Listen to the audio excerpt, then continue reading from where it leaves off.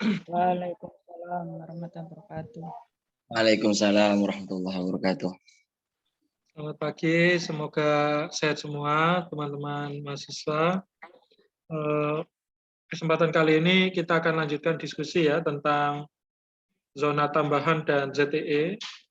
Kalau Pak Satria review kemarin di UTS, insya Allah teman-teman sudah menggambarkan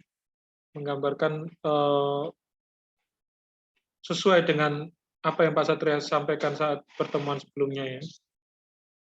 Sampai ke topik kita yang terakhir ya. Nah, kesempatan kali ini kita akan membahas dua wilayah yang masuk kategori ada kedaulatan negara pantai yang bersifat terbatas dan juga ada hak berdaulat. Ya. Wilayah itu di dalam konteks hukum laut internasional dia disebut sebagai zona tambahan atau contiguous zone dan juga zona ekonomi eksklusif atau ZTE. Ya.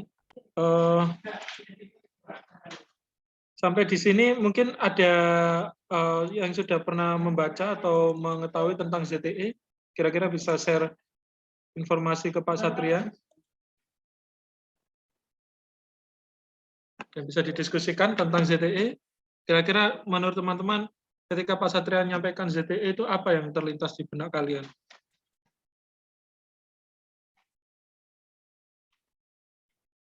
ZTE? Ada yang pernah berpikir bahwa ZTE itu hanya ikan? Halo? Atau tentang kapal asing? Atau tentang apa? Ada yang bisa share informasi ke Pak Satria atau berdiskusi? Tifania mungkin? Halo? Prasista?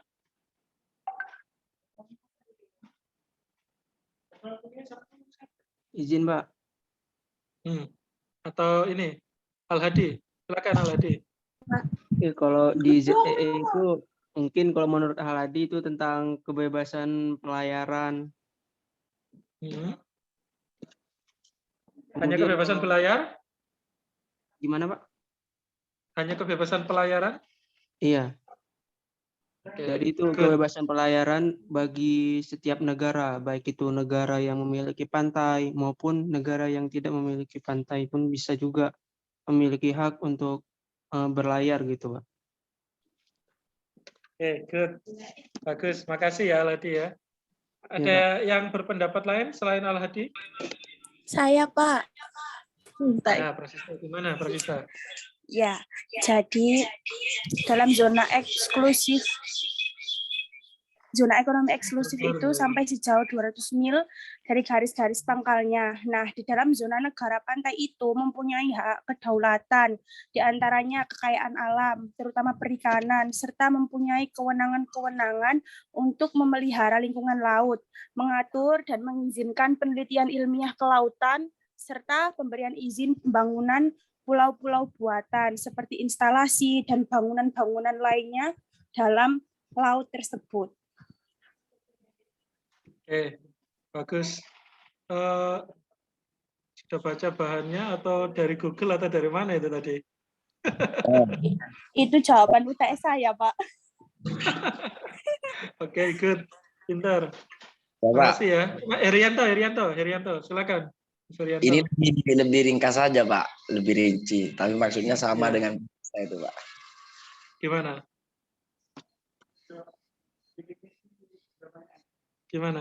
Kedaulatan yang dimiliki di zona eksklusif yang diberikan terhadap negara lain untuk berlayar. Yang diberikan ke negara lain ya. Berarti negara lain memiliki hak di ZTE kita gitu maksudnya ya? Tinggi, Pak. Oke, good. Walaupun tidak se-ekstrim itu sebenarnya Mas Herianto ya. Yang dimaksud itu ya tetap apa namanya, ada akses internasional, namun juga sebenarnya negara pantai memiliki hak berdaulat. Nah, nanti Pak Satria akan jelaskan itu ya. Ada yang berpendapat lagi? Satu lagi. Tivania tadi kayak kelihatannya buka mic tadi. Ada yang berpendapat?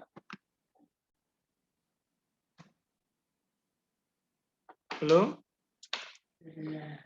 Oke, jawaban kalian bagus-bagus ya untuk menggambarkan ya di awal tentang ZTE. Tapi juga sebenarnya bukan ZTE saja, tapi Pak Satria juga akan membahas tentang zona tambahan ya atau contiguous zone. Nah, contiguous zone atau ZTE itu adalah laut yang setelah 12 mil laut yang dia merupakan terkandung hak atau kedaulatan yang bersifat terbatas atau hak berdaulat di sana ya. Artinya setelah atau lepas dari kedaulatan penuh ya atau full sovereignty dari suatu negara pantai. Kalau kedaulatan penuh, kalau kita bahas sebelum UTS kan ada apa namanya laut teritorial atau territorial sea yang ada di sisi pangkal luar dan juga laut pedalaman atau internal waters. Atau kalau dia negara kepulauan, dia archipelagic waters gitu ya, yang dia di sisi pangkal dalam ya, artinya yang menghubungkan antar pulau di suatu negara pantai. Nah, kalau zona tambahan dan ZTE, dia di sisi pangkal luar setelah 12 mil laut. Ya, ditambah 12 mil laut, jadi 24 mil itu ada zona tambahan, contiguous zone. Ditarik 188 mil laut dari laut teritorial, itu termasuk di dalamnya juga zona tambahan ya, itu ada zona ekonomi eksklusif. Nah itulah yang kemudian menjadi kedaulatan terbatas dan hak berdaulat ya dari negara pantai. Contiguous zone dia ada di pasal 33 UN Clause 1982, di mana dia disebut sebagai zona transisi, gitu ya. Teman-teman bisa simak pointer Pak Satria. Dia zona transisi antara laut wilayah atau teritorial sea tadi dengan laut bebas. Tujuannya adalah untuk apa? Kira-kira menurut kalian pentingnya ada contiguous zone? Tujuannya untuk apa? Contiguous zone?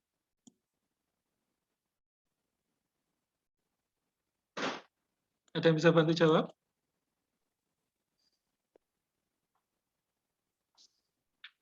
Mungkin ini Pak, mencegah pelanggaran peraturan perundang-undangan itu yang termasuk kayak bea cukai, imigrasi gitu Pak. Oke. Dan menjaga ini wilayah laut teritorial termasuk gitu Pak. Betul. 100 ya Aladi ya. Nanti bisa ambil sepeda Aladi ya. Ya Pak, Itu sepeda tapi. Benar ya. Jadi zona tambahan atau contiguous zone itu adalah wilayah screening gitu ya. Yang dia kemudian rezim hukumnya itu berlaku atau bersifat terbatas. Dan kenapa perlu Pak ada zona tambahan itu? Untuk tujuannya di UN Clause ya, di pasal 33 UN Clause 82, tujuannya adalah make sure bahwa kedaulatan negara pantai itu betul-betul terjaga ketika kapal asing atau entitas asing masuk ke laut teritorial kita, itu di 12 mil laut sebelumnya itu sudah dapat diantisipasi. Ya. Jadi dia menjadi jembatan antara laut teritorial yang kedaulatan penuh suatu negara pantai dengan laut bebas yang merupakan rezim dari hukum internasional. Ya, jadi ini merupakan satu kunci ya menjadi zona transisi atau zona screening tadi Pak Satria maksud, yang tujuannya untuk memberikan kewenangan kepada negara pantai sejak awal, sejak depan. Maka dari itu, penting kemudian negara pantai meletakkan kapal-kapal perang atau Coast Guard ya, Coast Guard yang bertujuan untuk memastikan bahwa laut dari negara pantai itu betul-betul aman. Aman dari apa, Pak? Aman dari tadi sudah disinggung oleh Mas Aladi ya, bea cukai ya, apabila terjadi suatu kejahatan cukai ya, penyelundupan dan lain sebagainya yang kemudian melakukan pelanggaran cukai. Lalu fiskal ya, atau kejahatan mata uang ya.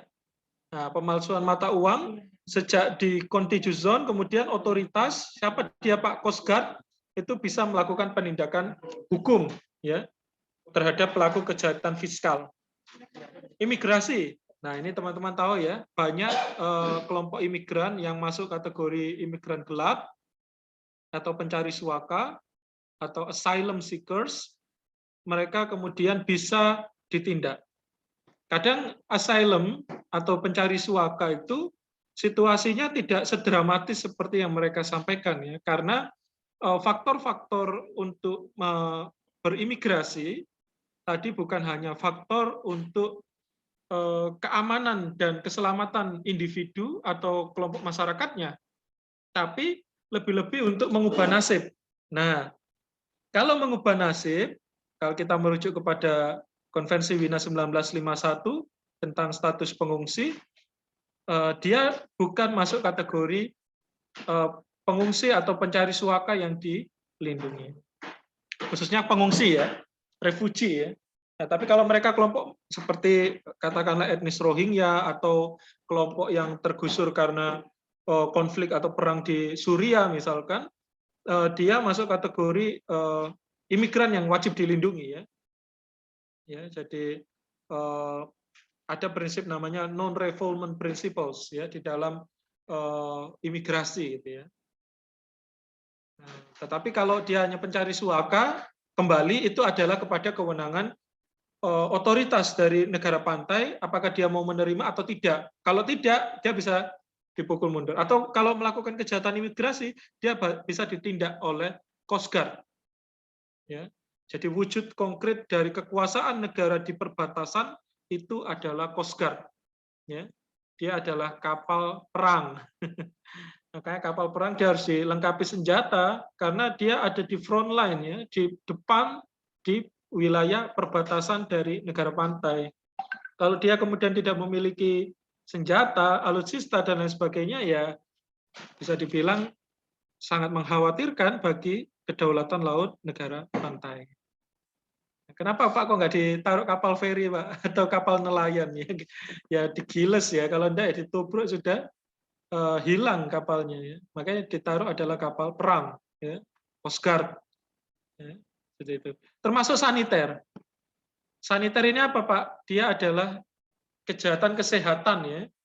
Ketika kemudian penumpang itu membawa virus. Nah, sekarang kan ada COVID-19. Maka prinsip-prinsip saniter ini kan diterapkan kan di beberapa kapal ya. Misalkan kapal pesiar dari Jepang yang mau masuk ke perairan Indonesia, dia harus mengalami atau dia wajib dikarantina selama beberapa minggu ya, agar virus yang dia bawa, virus COVID khususnya, karena ada awak kapal yang kemudian terinfeksi, terjangkit COVID, itu kemudian agar tidak menular ya di daratan. Pun halnya kejahatan kesehatan lain ya, misalkan virus Ebola, virus SARS, HIV/AIDS dan lain sebagainya dan lain sebagainya.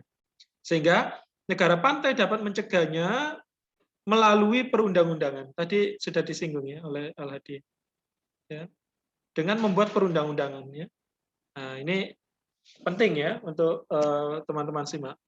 Kedaulatan terbatas pada zona tambahan artinya menghukum pelanggar peraturan melakukan penghukuman terhadap pelanggaran yang dilakukan oleh kapal-kapal asing atau entitas asing dengan dasar hukum peraturan perundang-undangan yang dimiliki negara pantai. Ingat ya, untuk 4 jenis kejahatan ini dia tunduk pada rezim hukum nasional negara pantai. Bukan rezim hukum internasional. Walaupun sifatnya terbatas. Ya, walaupun sifatnya terbatas, dia berada di bawah rezim hukum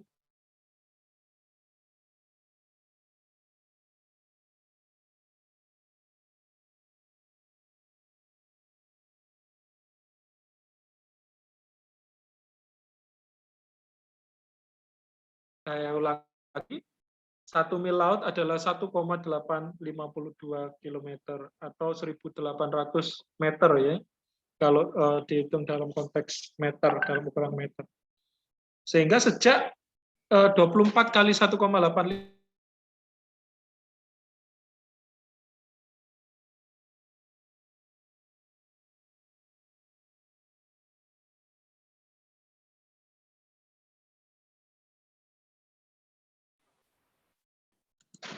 Halo? Iya, Pak. Hilang, sorry ya. Mas Satria lanjut. Tampak ya? Lanjut. Sudah, Pak. Ya, jadi 24 kali 1,852 km, sejak saat itu Coast Guard bisa melakukan penindakan ya untuk 4 jenis kejahatan. Ingat ya, hanya untuk 4 jenis kejahatan ini. Selain itu, dia hanya berlaku penuh, kedaulatan penuh sejak 12 mil laut. Lebih dari itu, ada kedaulatan terbatas saja. Ya.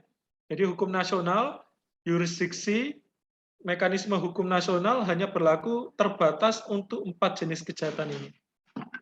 Nah, ini adalah hak dari negara pantai pada zona tambahan. Silakan sampai di sini, jika ada yang didiskusikan. Pak, katanya Pak Satria tadi kan ada Coast Guard ya Pak ya. Nah, Ya. kalau ada kapalnya gimana Pak? Kalau ada kapal? Gimana? Kalau nggak punya kapal? Kapal perang, iya. Nah, Itu kalau nggak gimana punya Pak? kapal perang. Nah, ini yang berat. Kalau negara pantai nggak punya kapal perang, itu berarti membiarkan negara lain mau bertindak sesuka hati gitu ya di laut kita. Nah, Ega dan teman-teman, alutsista itu menjadi barang yang sangat penting ya dan sangat urgent ya. Walaupun pada masa damai ya, negara-negara itu wajib melakukan pengadaan alutsista. Minimal mereka dapat mempertahankan wilayahnya, baik darat, laut, udara, wilayah perbatasan khususnya ya. Nah, minimal itu. Lebih-lebih nanti dipasang banyak ya. Misalkan kalau jalur pelayaran itu ada namanya alur laut kepulauan. Ya, misalkan kalau negaranya kepulauan. Atau sistem navigasinya. Itu diletakkan banyak titik untuk untuk Coast Guard. Ya. Dan itu penting. Walaupun dalam masa damai loh, Eka ya. Jadi anggaran itu harus ada porsi untuk pengadaan alutsista. Yang mana salah satunya adalah kapal penjaga pantai atau Coast Guard. Ya. In case ketika negara tersebut adalah negara pantai. Tapi kalau negaranya tidak beruntung gimana Pak? Nggak punya pantai, terus ini gimana Pak? Ya dia nggak ada kewajiban memang untuk memiliki Coast Guard, tapi dia bisa melakukan suatu joint cooperation atau tindakan kerjasama di laut negara lain, di mana di laut tersebut masih dapat menikmati ZTE. Loh kok bisa Pak? Bukan lautnya tapi menikmati ZTE. Ya karena nah ini saya spoiler ya di topik saya tentang ZTE selekas ini. Ya karena ZTE itu dapat dinikmati bersama, ya. Enjoy together kan gitu ya di bahasanya di UNCLOS itu dapat dinikmati bersama dengan dasar perjanjian bilateral di antara kedua negara pantai. Ekstrim loh Eka, ekstrim negara tersebut nggak punya pantai gitu ya. Negara tersebut juga masih memiliki tanggung jawab untuk melakukan tadi joint of cooperation untuk menjaga ZTE di teritorial lain di mana negara yang tidak beruntung tadi atau negara yang tidak berpantai tadi mempunyai perjanjian bilateral dengan negara lain dalam pemanfaatan wilayah ZTE tersebut. Dipahami ya? Iya Pak. Oke, silakan yang lain jika ada pertanyaan. Ini Pak, ada pertanyaan Pak. Siap. Silakan. Mas Arianto. Apakah ini kan di Indonesia itu ada Menteri Kelautan dan Perikanan ini Pak. Siklusnya ini kan dalam dalam konteks ini sudah mereka itu apa ya? Apakah mereka itu paham dalam segi ini gitu, Pak? Mohon maaf Pak, juga pertanyaannya sendiri, Pak. Iya, benar. Benar ya. Apalagi kalau di Indonesia kan kita negara kepulauan ya, negara dengan garis pantai paling panjang ya. Seharusnya prinsip-prinsip hukum laut termasuk hukum laut internasional kan harus dipahamkan gitu ya Mas Herianto ya. Enggi Pak. Nah, itu minimal memiliki pengetahuan dasar ya tentang UNCLOS. Tapi menurut Pak Satria, walaupun menterinya nggak paham, anak buahnya harus paham. Aduh, gila. Membriefingnya. Iya, Pak. Termasuk ini Mas Herianto dan teman-teman ya, kepatuhan dari entitas privat ya. Entitas privat itu apa? Perusahaan kapal, perusahaan pelayaran ya. Kemudian perusahaan perikanan itu wajib memahami tentang UNCLOS atau wajib memahami tentang hukum laut ya, hukum laut internasional khususnya. Tujuannya apa, Pak? Tujuannya adalah untuk mengetahui hak dan kewajibannya di laut. Kalau diketahui tadi kan batasannya jelas ya, Mas Herianto ya. Mana itu laut teritorial, mana itu zona tambahan, ZTE, hak dan kewajibannya seperti apa, dan lain sebagainya. Bahkan di sistem pelayaran itu ada yang sampai kepada sistem navigasi, bagaimana pengecekan kondisi kapal, bagaimana kemudian tonase yang atau bobot beban yang harus diangkut oleh kapal, dan lain sebagainya, dan lain sebagainya. Kalau tidak paham ini bahaya. Kalau tidak paham ini bahaya. Nah, saya suggest ya ke kalian ya, memahami hukum laut itu penting ya. Setidak-tidaknya kalian akan kemudian ini ya, memiliki satu keahlian khusus gitu ya. Nah, kepakaran atau keahlian khusus itu sekarang yang mahal gitu ya, yang mahal yang dimiliki oleh seorang sarjana hukum. Nah, kalau kalian nggak berkesempatan jadi menteri kelautan, ya minimal jadi staf ahlinya menteri kelautan kan gitu ya. Ya, atau di Bakamla gitu ya. Gitu ya Mas Herianto ya. Iya Pak, tapi mungkin tahun-tahun depan ini jadi persyaratan aja Pak untuk jadi menteri kelautan itu. Iya benar ya. Ya, di Indonesia apa yang nggak bisa ya? Ahli nuklir aja jadi menteri kesehatan kok. Aduh, gimana ini Pak? Sarjana teknik nuklir ya, sarjana teknik ya, teknik nuklir aja bisa jadi menteri kesehatan. Padahal spesifikasi keahlian-keahlian itu kan ada ya, gitu ya. Pak, bukannya itu di negara Konoha ya Pak? Bisa aja. Mas Buhari, mau nambahkan lah ini. Silakan. Jadi kelihatannya open mic gitu. Belum ya? Yang lain?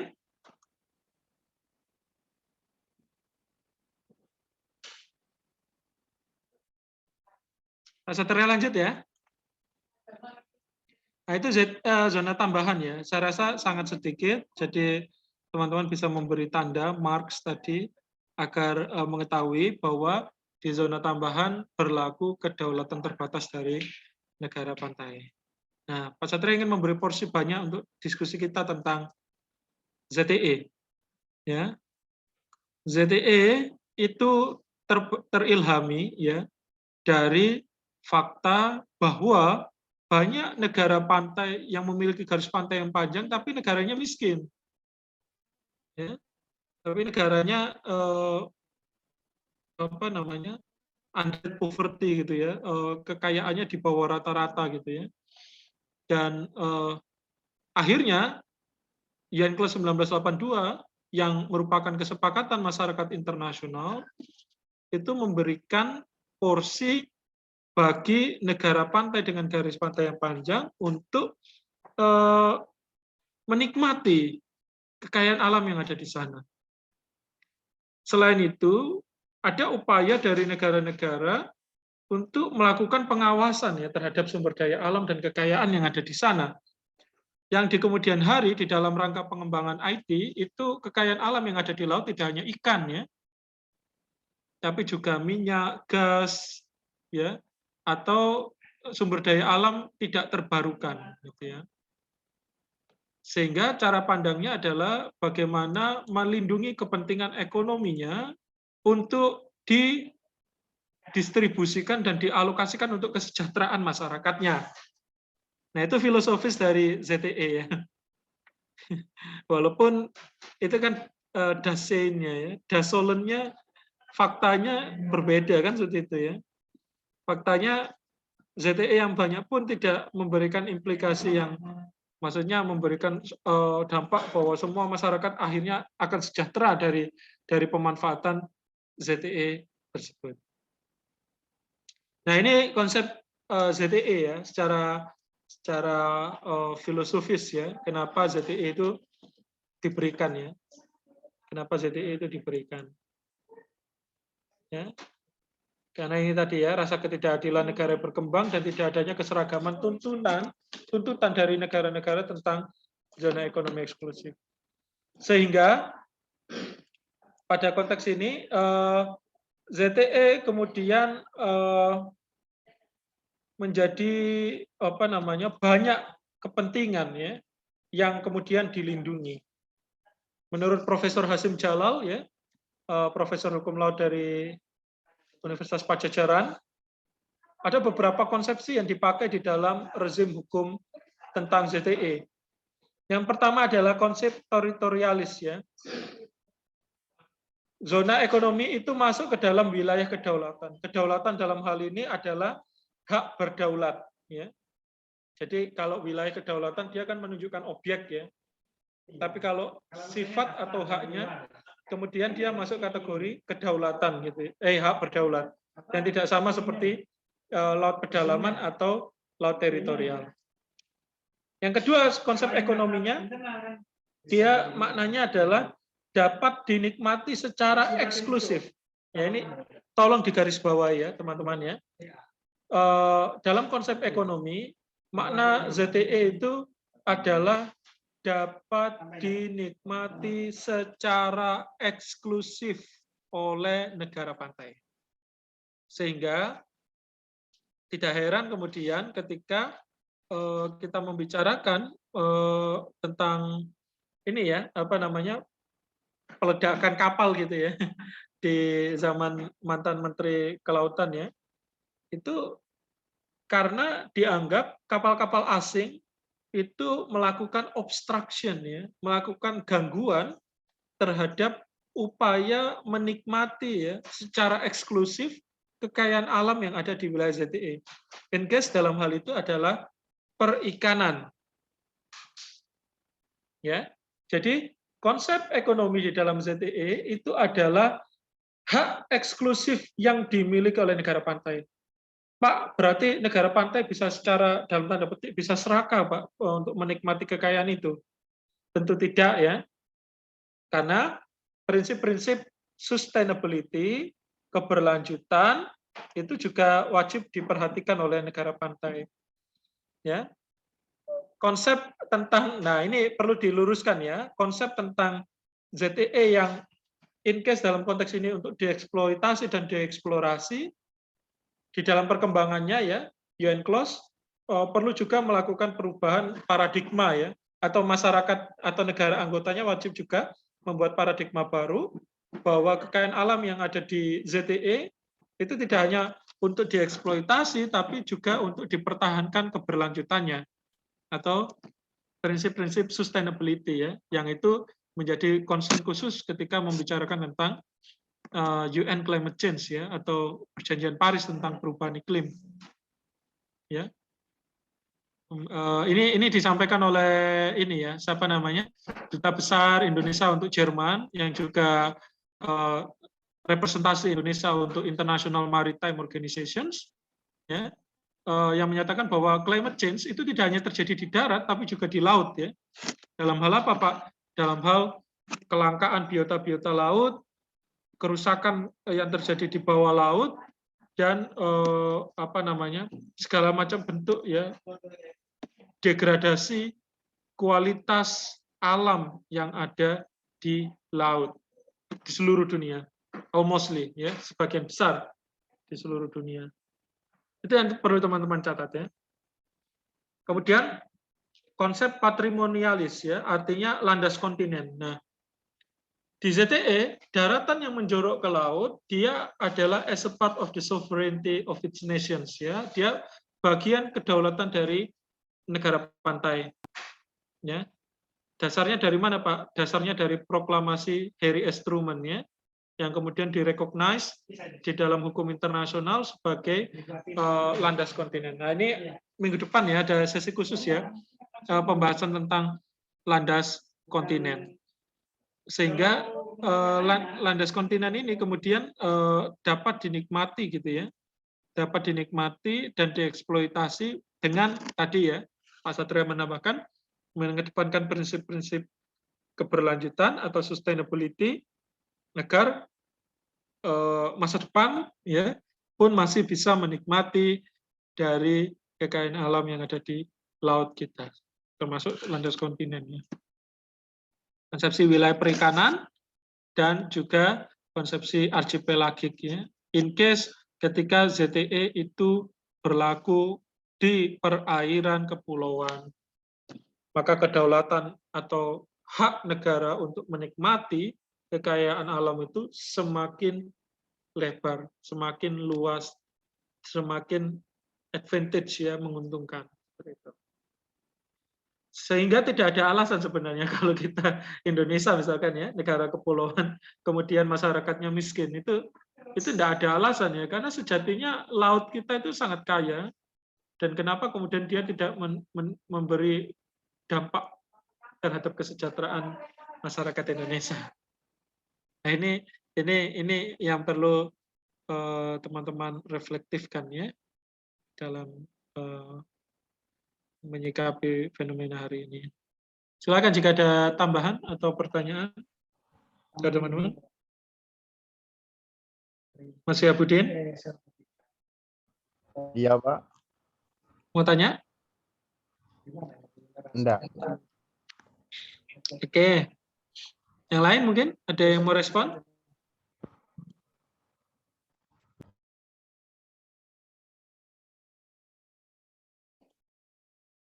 Memahami ya konsep ZTE ya.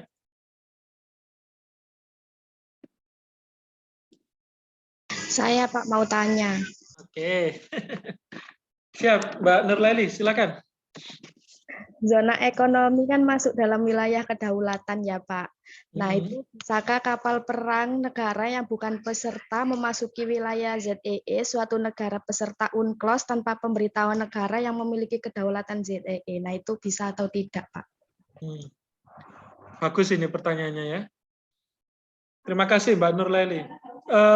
Gimana Pak pada posisi kapal-kapal asing, bahkan kapal bukan peserta UNCLOS itu ya? Apakah berhak melintasi, Pak? Jawabannya di UNCLOS adalah sepanjang hal tersebut ditujukan untuk kepentingan damai, maka hak pelayaran bebas internasional atau disebut sebagai the rights of innocent passage itu wajib diberikan oleh negara pantai. Termasuk kapal perang, ya, termasuk kapal selam. Tapi term and condition-nya tentu berlaku ya. Mbak Nurlaili dan teman-teman, misalkan kapal selam ketika masuk ke perairan Indonesia di wilayah ZTE, dia harus sudah mengibarkan bendera, ya, sampai masuk ke wilayah perbatasan laut, ya, laut teritorial, sepanjang allowable, tidak dilarang gitu ya oleh negara pantai, tentu dia bisa melintasi wilayah tersebut. Tapi kalau tidak diperkenankan dengan alasan yang nggak jelas, ya, nah ini negara pantai bisa dianggap melakukan pelanggaran hukum internasional. Ya. Padahal kapal asing itu ya tujuannya damai untuk berlayar, tapi dilarang gitu ya. Tapi dilarang. Dilarangnya apalagi dengan tindakan semena-mena. Ya. Kecuali sudah declare ya di dalam perundang-undangan nasional maupun di dalam pertemuan-pertemuan internasional. In case ya, misalkan ya, bagi kapal-kapal asing berbendera Israel misalkan ya, jika masuk ke Indonesia, ya karena ini ada faktor isu Palestina misalkan seperti itu ya, maka kapal asing Israel kalau sudah tahu di wilayah laut, alur laut kepulauan kita tidak diperkenankan untuk lewat, dia akhirnya muter ya, muter mencari rute di mana negara pantai dari negara lain itu memperkenankannya. Ya.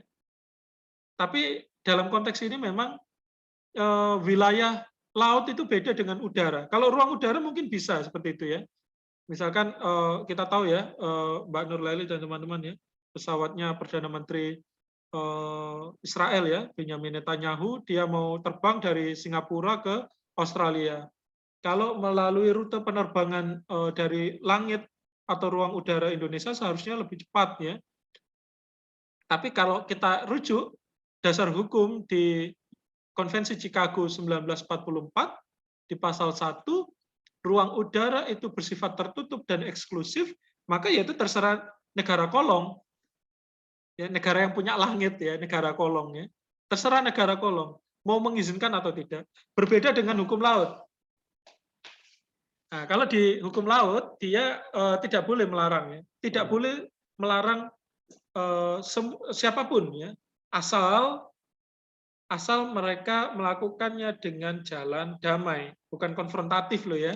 Kalau konfrontatif jelas dilarang ya. Misalkan lewat kapal perang Israel ya, dia juga melakukan penembakan senjata di situ, yaitu agresi namanya ya, agresi atau nubruk kapalnya siapa namanya, kapal Coast Guard ya dari negara Indonesia, misalkan seperti itu ya, itu ngajak perang. Ya. Jadi yang perlu disimak adalah rezim hukum yang berbeda antara ruang udara dengan wilayah laut. Kalau wilayah laut semua bebas lewat.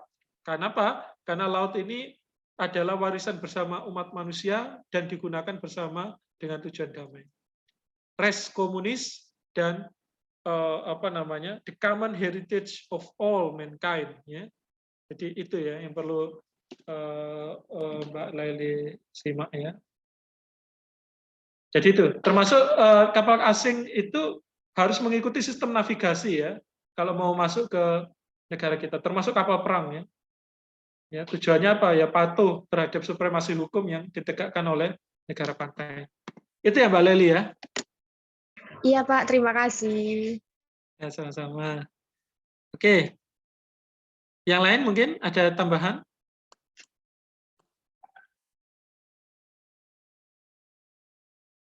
Belum? Ya ini ya sejarah atau kilasan ya dari perundingan untuk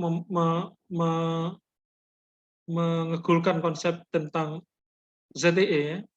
Mulai dari deklarasi Montevideo 70, lalu deklarasi 5 di kota 5 di Peru ya di tahun 1970, lalu deklarasi San Domingo di tahun 1972 hingga sampai ke konferensi OAU di Addis Ababa di Libya, dan akhirnya dibawa ke Jamaika ya, di Montego Bay,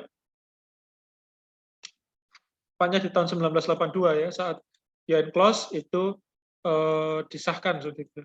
Saat UNCLOS itu ditandatangani.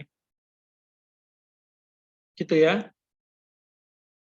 Nah, UNCLOS dia ada di bab 5 ya. Untuk ZTE maksud Pak Satria, sejak pasal 55 sampai pasal 75. Di pasal 55 ZTE adalah daerah di luar dan berdampingan dengan laut teritorial.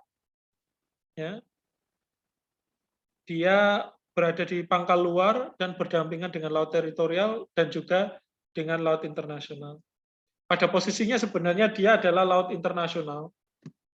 Namun ada hak-hak dari negara pantai sebagai bonus, sebagai tambahan bahwa negara pantai dapat loh menikmati wilayah ZTE itu, karena kita tahu banyak negara pantai yang miskin ya, banyak negara pantai yang tidak mampu walaupun garis pantainya panjang, gitu ya.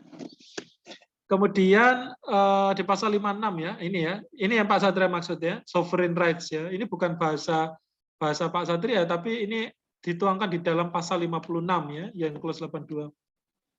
Tidak punya kedaulatan penuh, tapi memiliki hak berdaulat, yaitu menikmati kekayaan alam yang ada di sana. Dan yang perlu disimak di pasal 57, 200 mil laut itu adalah lebar maksimal. Berarti bisa jadi kurang, Pak. Bisa jadi. Apabila ketika berhadapan-hadapan dari garis pantai dengan negara lain itu kurang dari 200 mil laut. Atau ekstrim kurang dari 12 mil laut misalkan. Misalkan jarak Indonesia dengan Malaysia di Selat Malaka. Itu tidak panjang ya. Bahkan kurang dari 24 mil laut ya untuk membedakan jarak antara laut Malaysia dan laut Indonesia. Ya, itu lebar maksimal ya. ZTE itu 200 mil laut. Jadi apabila ada wilayah ZTE yang masing-masing negara itu saling beririsan, maka ya ini perlu dicatat ya atau perlu diingat, maka perlu adanya perjanjian bilateral untuk delimitasi wilayah laut khususnya wilayah ZTE di antara kedua negara yang saling beririsan tersebut. Setelah ada perjanjian bilateral, kemudian membuat peta laut ya yang kemudian didepositkan ke PBB agar mendapatkan recognitions atau pengakuan dari hukum internasional. Ya, itu di pasal 57. Ya. Dan bisa ditambah ya menjadi 370 kilometer lagi atau ditambah 150 mil laut. In case ya, ketika laut dari negara pantai itu berbatasan dengan samudra ya atau laut internasional. Ya. Berhadapan dengan samudra atau laut internasional atau high sea dengan distance yang luas sekali, maka dia bisa ditambah sampai 150 mil laut. Ya. Itu ya di pasal 57. Nah, ini ya. Freedom of the sea di pasal 58 itu tadi yang Pak Satria maksud ya. The right of innocent passage ya atau hak pelayaran bebas. Tapi bebasnya bukan sebebas-bebasnya, artinya dia ada term and condition-nya dalam sistem pelayarannya. Misalkan harus mengibarkan bendera, mengikuti sistem navigasi, dan tidak boleh berhenti. Kalau berhenti di tengah-tengah nggak tahu, entah kepentingan nangkep ikan, entah kepentingan melakukan tindak kejahatan di atas laut atau hal-hal lain. Jadi dia harus lurus terus. Loh Pak, kalau kapalnya rusak gimana Pak? Nah, kalau kapal rusak ada namanya hak transit ya. Jadi bersandar di wilayah pelabuhan terdekat dari negara pantai. Nah, ketika selesai memperbaiki dari kapal tersebut, hak lintas transitnya dicabut dan dia diwajibkan untuk terus berlayar hingga keluar dari perairan negara pantai. Ya, sampai di sini bisa dipahami?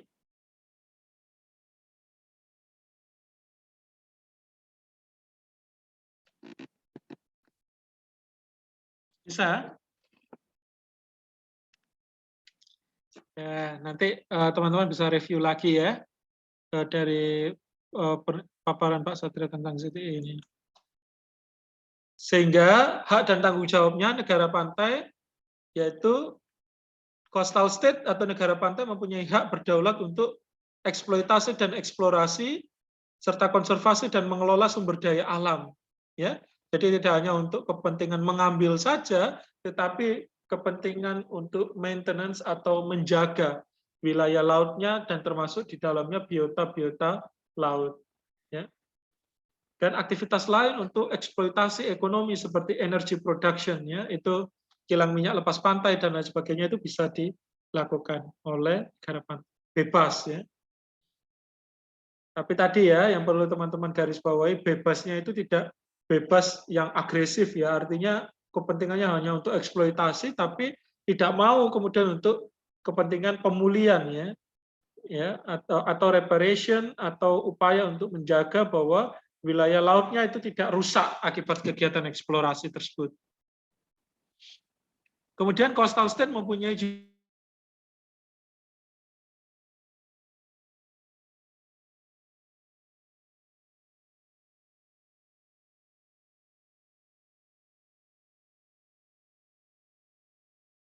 otoritas asing yang melakukan pelanggaran hukum di wilayah laut dari negara pantai. Nah, ini jelas dilakukan oleh kapal perang ya, boat pursuit ya. Tidak dilakukan oleh kapal nelayan. Ini dilakukan oleh kapal perang. Ya. Pendirian dan penggunaan artificial islands installation and structures ya. Jadi boleh membuat pulau reklamasi, pulau buatan. Tetapi yang perlu dicatat, yang perlu diingat, pulau buatan itu tidak menambah kedaulatan sedikit pun bagi negara pantai. Tapi untuk kepentingan pangkalan militer, untuk kepentingan konservasi, untuk kepentingan lain, ya negara pantai berhak untuk mendirikan pulau buatan, itu ya. Dan termasuk riset ilmiah kelautan, marine scientific research, ya, dia bisa digunakan untuk mencari atau memperbarui ya khasanah keilmuan di laut ya, biodiversity, dan termasuk di dalamnya terkait dengan sumber-sumber kekayaan alam yang baru ya. Mantan Menteri ESDM itu Pak Archandra Tahar, dia sekolah di Columbia University di Amerika, dia punya banyak paten yang memfokuskan penelitian mencari titik-titik ya. Dia riset ya, kemudian dia punya pola untuk menemukan ya titik-titik mana yang kemudian di laut itu banyak minyaknya gitu ya, banyak sumber daya alamnya. Itu mahal sekali ya kalau kemudian apa namanya ilmu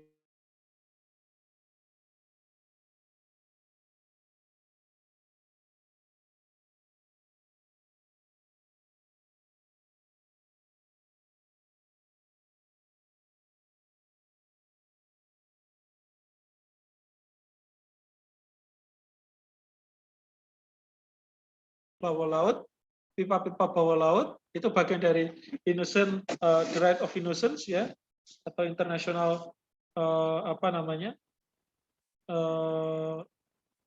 international rights ya, hak-hak internasional, dan juga menentukan jumlah tangkapan ikan ya, total allowable catch yang boleh ditangkap oleh kapal asing. Ya, jadi boleh ya, apakah tidak boleh Pak kapal asing menangkap ikan di wilayah perairan kita, mulai dari ZTE sampai perairan pedalaman? Jawaban Pak Satria boleh. Asal satu, dia harus mendapatkan izin dari otoritas. Di Indonesia, di dalam Undang-Undang Perikanan, itu diatur yang kapasitasnya 100 gross ton, dia kemudian izinnya ke pemerintah kota atau pemerintah kabupaten.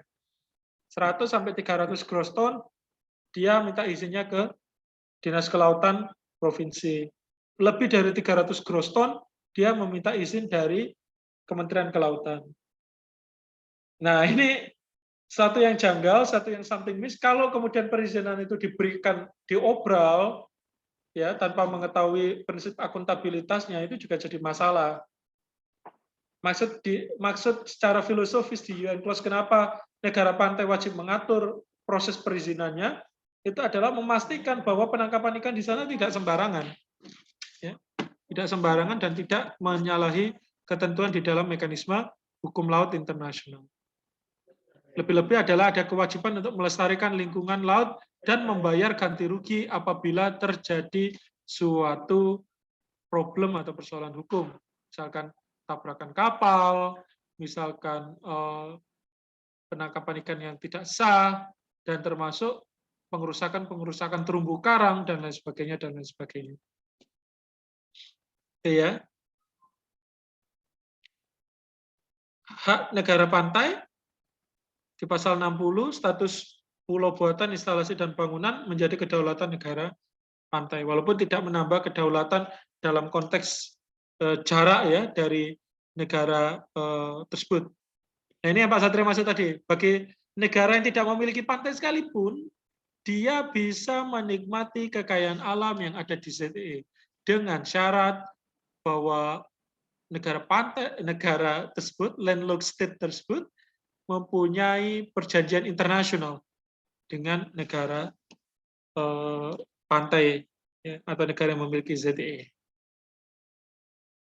itu harus diberikan ya, diberikan dengan tujuan bahwa negara yang nggak berpantai pun, negara yang miskin pun, dia juga berhak menikmati kekayaan alam yang ada di ZEE. Ya. Termasuk di pasal 70, ya ini ya bagi geographically disadvantaged state, ini sama seperti pasal 69. Pasal 73 tentang penegakan hukum atas hak negara pantai. Pemeriksaan penangkapan kapal-kapal yang melanggar ketentuan negara pantai. Ya, itu perlu dilakukan sejak ZEE. Kenapa Pak? Karena kapal-kapal asing tersebut dianggap melakukan obstruction, gangguan dan ancaman dari negara pantai. Dan di pasal 74, batas ZEE bagi negara yang berdampingan atau berhadapan. At least pasal 74, sebelumnya pasal 70 dan pasal 69, semuanya harus diselesaikan melalui perjanjian bilateral atau perjanjian multilateral di bawah mekanisme Konvensi Wina 1969. Kalau enggak gimana Pak? Kalau enggak potensi konflik di pengadilan internasional itu semakin tinggi. Silakan di sini jika ada pertanyaan. Silakan. Ini bersiap-siap ya ini ya. Ini Jumatan.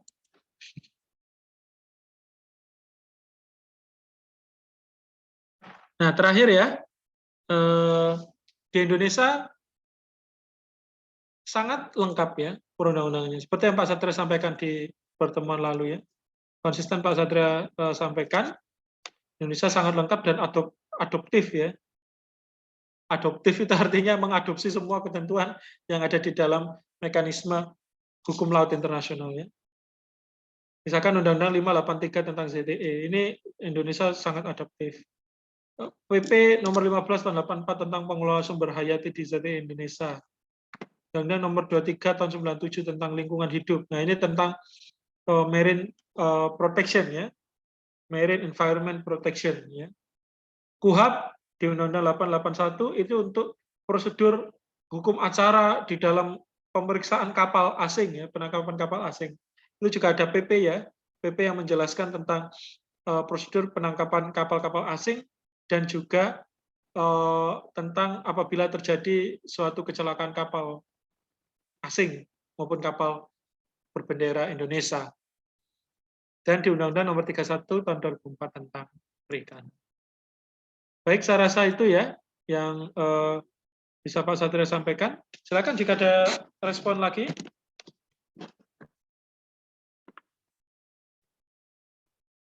Ada respon?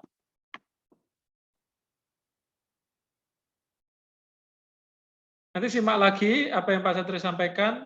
Pekan depan kita akan diskusikan tentang landas kontinennya. Dan nanti dalam bentuk paparan seperti ini atau nanti kita akan buat format yang lain ya, yang lebih interaktif. Saya rasa demikian. Terima kasih atas responnya dan diskusinya. Kurang lebihnya mohon maaf. Akhir kata, wassalamualaikum warahmatullahi wabarakatuh. Waalaikumsalam warahmatullahi wabarakatuh. Terima kasih Pak. Terima kasih Pak. Sama-sama.